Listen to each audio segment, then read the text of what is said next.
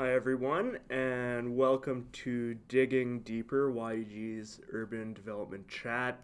My name is Raynon Sones, and I'm happy to be here with you today. Unfortunately, Dave, our fearless leader, couldn't be here this afternoon, but we have an awesome guest on today, and that'll fill the gap really, really well.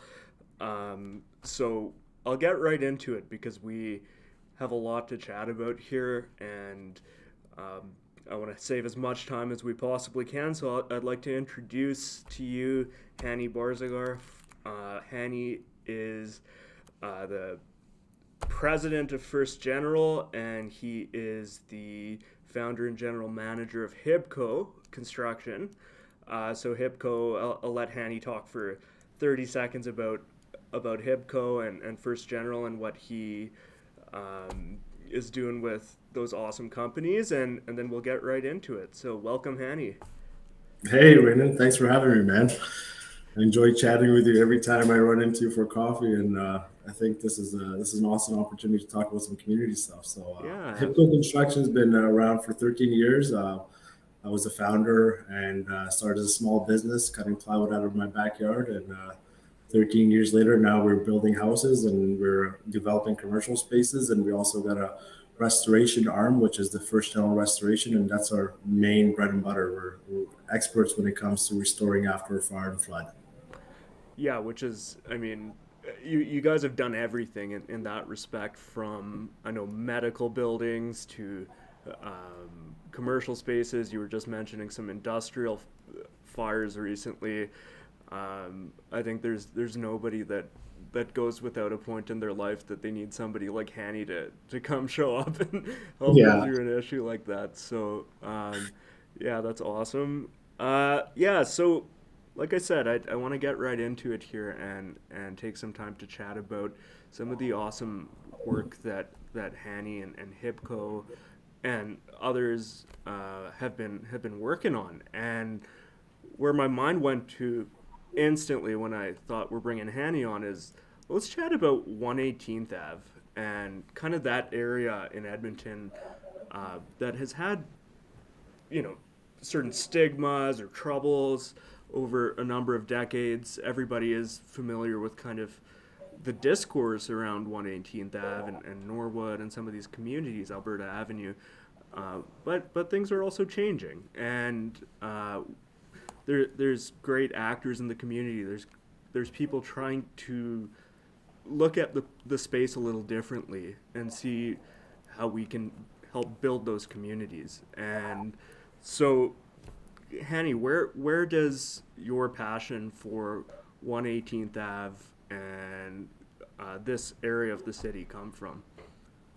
I spent quite a bit of time on 118th Ave, and I like to go there to meet with clients at Handy Bakery and have coffee. And I found it to be similar to the areas that I grew up in Halifax when we first immigrated from Kuwait. And having a community that has a lot of these services that are supporting the community and an area that it's affordable to live and also has, the mom and pop stores and the restaurants that you can kind of walk down to and get greeted by the same owner all the time and get to know and build a relationship with those business owners. It's a vibe that I really love. I Mm-hmm. love that vibe. I enjoy being able to kind of connect with the community, and I see it being a spot in our history, in Edmonton's history, where it used to be really lively. It was really active at one point, Mm-hmm. and then when the Yellowhead came in, and it wasn't the main artery, Yep. things kind of started. Really deteriorating when it comes to businesses that were operating out of there that weren't getting enough business and buildings and et cetera. And I thought, we really want to support that community that's already there, that's extremely strong and it's extremely involved and really love that area. I want to continue to support it and also rebuild it. Mm-hmm. So we thought, we'll do whatever we can to support to bring in some real estate for those small businesses to be able to operate out of with a lower overhead. Well, and that's a great segue into something that we just prior were talking about, and um, I think we both sort of have the same feeling on this, but what do you feel is kind of why are small businesses an important part of this conversation? What role do they play in the conversation of these areas, in the conversation of our communities and city as a whole?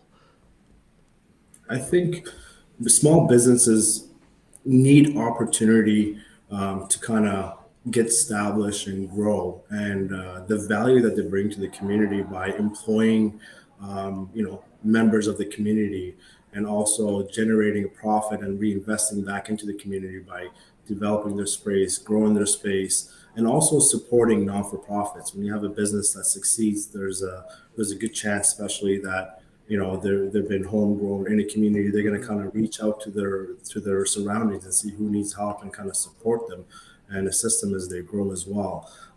I started as a small business, and I know the value that it brought me when I was able to find like a small space to operate out of and have a little mill workshop and a small desk that like five of us used to share. Mm-hmm. And you need those stepping stones to kind of grow, but those small businesses to be able to transition from their basement or their kitchen into like an actual space and have that consistency and have pride in, hey, I'm growing, I'm developing. Mm-hmm.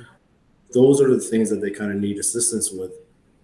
And then as they grow, the value that they bring, like I said, you're employing people, you're bringing in Yeah. profits, and you're redistributing within your community, you're bringing in a product, and you're creating an atmosphere for that area. So I think there's layers and layers of benefits when small businesses continue to grow, or we can create space for small businesses to grow, or get created to begin with. Yeah, completely. And so I mean, there's a couple things that you mentioned there that are critical to that conversation. It's kind of the size of spaces that are available is one question. Can people actually find the appropriate Yeah. space that fits their needs? And then second, can they afford that space? Is it going to be as you alluded to, kind of such a high overhead on their business that they're taking a huge risk on now and over leveraging themselves to the point that if anything goes sideways, that business has to shut down and there's an impact on their livelihood and ability to maybe try the next business out as well. So, Yeah. would those be kind of the two impacts that you would say development industry groups like yourself can try to understand and be a part of helping kind of fill that gap, creating spaces for those groups because we understand their value. Yeah, I've come across a lot of business owners in our commercial space where they would approach us and say, "Hey, I'm looking to grow my business. I'm looking for a space. Can you help me find a space?" And we'd go out there and we'd come across really beautiful spaces, but there just weren't there to be paying the $30 a square foot lease or the $40 a square foot lease. Right. But again, you couldn't find any real estate that was around the $15-$20 mark that was actually decent enough to operate out of without Mm-hmm. having a massive investment and kind of bringing the space to where it should be, because it's been let go and the landlord isn't really particularly um, giving a crap about Yeah. how structurally sound the building is, and Yeah. how much value it's going to bring to that tenant. It's just like, here's a space, take it or leave it, but I can give you to it for a cheap rate. The difficulty was A, the space and the lease cost, and B, getting the permitting and the costs Right. for architectural drawings, mechanical, electrical, and developing their space. So if you Mm-hmm. got a mom and pop restaurant that's trying to develop a little taco shop, Yeah. they can't really invest $200,000 into a space just to Totally. get it going, because the return on their tacos at $3 a meal, Yeah. it's like you're into it for 7 to 10 years before you Yeah. can start actually being profitable. You need a space that's like, $800 a month or a thousand Yeah. bucks a month at the $15 a square foot, and has enough infrastructure so you're getting in there and you're kind of doing the little things to get it going. That's why when you hear secondary or third restaurants in the same space develop or take over after a bankruptcy, they succeed because they didn't have to have that upfront cost because it's Totally. just significant. Well, and that's exactly it. Like we're talking about uh, kind of the building permit side of things, where there's a lot of unknown for any business owner coming in. Uh, does any business owner really know how building code works? Do they really know what kind of HVAC they're going to need in their building? What kind of upgrades? Not really. And so it's a really difficult thing to be able to even forecast or know how much financing you might need to do those kind of upgrades to any space you're going to move into. Yeah. And yeah, just really, really challenging. And it's important to be able to, uh, clearly important to be able to make it easier on these folks. And there's kind of those benefits that'll come out of it. So why don't we talk about a couple of projects that you've been involved in on 118th and that you've kind of been working in this sphere and trying to create spaces for small businesses that are appropriate, fit their needs, and can help kind of foster growth both for them and for the community.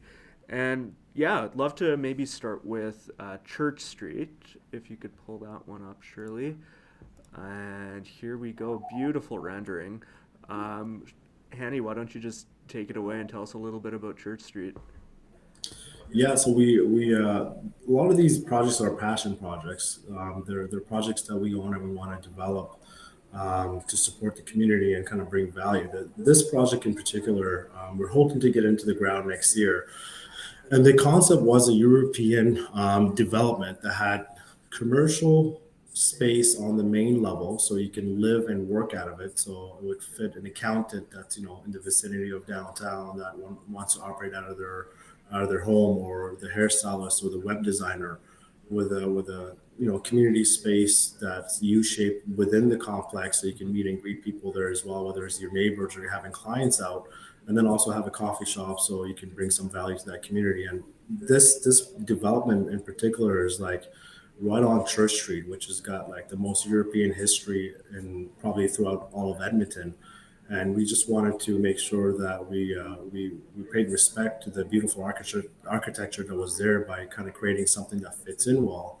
And this is another project that we had a real massive struggle getting into the ground because of the way the area is zoned and the Yep, overlay that's already existing on this DC yep, zoning, and we're almost there, but it's just a community type project where if we can get it developed at an affordable cost, you can have tenants operating out of there or moving in there where it's that smack between Chinatown and Little Italy. You yep. can walk and grab your groceries, and it's that 15-minute commute lifestyle where it's like you're connecting with your neighbors and you don't need a vehicle, but at the same time you're really getting to live in an area where it has high traffic and good transit. Right. So what type of tenants do you envision in a space like that? What do you feel would be kind of the appropriate fit, and help foster the kind of community that you're hoping for on that site? Well, when we did the community engagement, we recognize that there's a lot of community members that are aging in that area, and they're looking to move out of their houses and not have to maintain them and move into like a two-bedroom or an apartment where they have less maintenance. So we're looking at the aging generation, and we're looking at the younger generation that works for the city or works downtown that Mm-hmm. likes that the biking commute and also likes to walk over to Little Italy, like I said. Yeah. We want a variety of people living in that community so they can support each other as well. Like you have the older generation that can help babysit or support the younger family that's kind of living in that area by whichever way, shape, or form, and also connecting. So and also the professionals on the main level. So the idea was, like I said, if you're having a massive overhead because you have an office downtown and you have to pay for rent at home in the suburbs or wherever else you live, Yep. why not combine that space and have a space where you can kind of provide a service and also live it at the same time to create that cash flow, create some liquid so you can move up and buy your next property or kind of grow your business, whether it's you're hiring somebody else or however you reinvest that cash instead of just paying it into your overhead. Yeah, for sure. So what was the process with this one? Because you spoke a little bit about some of the zoning challenges faced. I'm very familiar with that DC one that you talked about, and Yeah. some of the existing regulations that you have there. Um, it's pretty specific. There's a lot of detail as to what you can and can't do. So what kind of process have you been going through, or have you gone through to get where you are, or to get to building next year? Yeah. I think with the new rules with CMHC and being able to kind of extend that mortgage out, that's what's really helped us finance a project like this. Cool. Yeah. Because of the height restriction, because of the area of development restriction that we had, we can only get a certain amount of units on that Yeah. property. Yeah. So if you're investing, let's say, 3 million into a project like that, and you're going to build it, you're only building 15 units or 16 units because of your restrictions. You have to sell each unit at like 350,000 or 400,000. Right. Yeah. Where in a community like that, it's not feasible. No. It's just No. you're not going to get that. Nobody's going to buy it at the end of the day. And if you're going to rent it out for like $2,000 a month, it's like, why would somebody pay that much for rent when they can be living in a nicer building that has more amenities, Right. because that's what they're offering. So it's that sweet spot where, keeping it affordable because that's what the community needs, and also being able to develop a high quality, because we don't want to piecemeal it together and patch it together and kind of sacrifice on our sustainability, and also Sure. the fact that you're building garbage that's going to fail in the next 10 to Yeah. 15 years. Yeah, Yeah. so it's building high quality and also being able to make it sustain, and affordable. Affordable is the biggest thing. How can you build it where it's affordable for people to buy and also rent? So that's why I think right now with extending that mortgage out, we know, okay, well, at least it's going to break even. The rent's going to pay the cost of the mortgage, and we don't have to charge a higher rent for it. Hmm. Now it's feasible to develop. But if the zoning was different and we can go higher and have more unit counts, because you still have the mobilization costs, you still have those upfront costs to do the development. Hmm. It gets spread out throughout the units. You get a better return on your investment. So there's those restrictions, but at the same time, we're kind of patiently waiting for that new city plan to come out with some Yeah. zoning changes as well. Yeah, no doubt. And I mean, it's awesome that there is today opportunities like what MLI and other programs from CMHC are offering, and Yeah. 40, 50 years rather than your standard term length, and it's making a difference on projects like this. It might not work for everybody because there's certain parameters you have to hit, but for some of these more creative projects where you're also thinking about the long-term sustainability of that structure, it's something that you're willing to hold on to, you want to hold on to, Yeah. and you want it to be a valuable part of that community for a long time. It's not built to last 20 years. Hopefully, it's built to last 100, or Exactly. what have you. Then those kind of things might be making sense. Hey, Mhm. awesome. Let's touch on the next one here. We have 118th Ave. This is an awesome project that I believe you guys finished a couple years ago now. Is it 20? Yeah, Yeah, probably about a year ago about a now. year ago. Yeah, super neat. Right on 118th Ave. Shirley, why don't you give us the before and after picture? Yeah, there we go. So you can see on the top there of your screen, we've got kind of your standard older, Main Street commercial that just frankly needed a lot of work, needed a bit of a loving touch to it, I think. Yeah. And so yeah, Hani, why don't you tell us about how you got from where it was on the top to the bottom of your screen there, where it's just a beautiful redevelopment to that site. Yeah, I've driven by that project hundreds of times because it's at a T intersection. It's you see it every time you hit that red light, and I was always like, why is it boarded up? How long has it been boarded up for? It was basically boarded up for like close to 8 or 9 years, Right. and it's Yeah. got some really cool history. And it came up for sale, and we purchased it because we thought, we can make something out of this. And it was on a foreclosure, so we couldn't really do a lot of investigating. It was like it was something that we know we're going to have a lot of headaches and a lot of surprises out of. So we picked it up anyways, and we spent a significant amount of time figuring out how we can rebuild the foundation that was failing and not have to rip the whole building down and redevelop it because we knew that the existing structure being demoed and having to build something in its place would be a significant cost. And in order to do so, excuse me, the lease cost would be huge. It would be too high for that area, and the small businesses won't be able to kind of rent out those spaces. Mm-hmm. So we have a team of some expert carpenters and concrete guys, and we finally found an engineer that wasn't just kind of writing it off, saying, "No, you got to demo this," and really um, took the effort and the time to figure out what would be the best way to reinforce the foundation, so Mm-hmm. we can rebuild the building that's existing and be able to do it in a cost-effective way. And so we did that. So we were able to kind of take a decent amount of time because it was really brutal work trying to replace floor joists and Mm-hmm. work crawl spaces to like underpin and repair concrete work without taking the roof off or taking the Totally. face of the building off. And yeah, it worked out. We got it rebuilt, and we have a tenant that's operating out of there right now, which is the African Canadian Civic Engagement, and they're doing Mm-hmm. phenomenal work in the community. And we've been in talks with Alberta Business Association and some other community initiative organizations that are trying to create like a micro unit businesses that can operate out of there, so they don't have to spend the money on architectural and development Mm-hmm. and permits to be able to have a space and make sure they have their accessible washroom and everything. So more of a Yep. community-based, small retail environment out of the bigger area that's still available for lease, and then the smaller space that's already leased out for, like I said, a nonprofit that's doing some amazing work in the community. So we're really proud Cool. of that project because it was a lot of joint effort from a lot of different consultants and engineers to Mm-hmm. be able to get where it's at. So why don't we bring that picture up, or two pictures that we had there? Yeah. So Hanny, why don't you tell us what's going on here?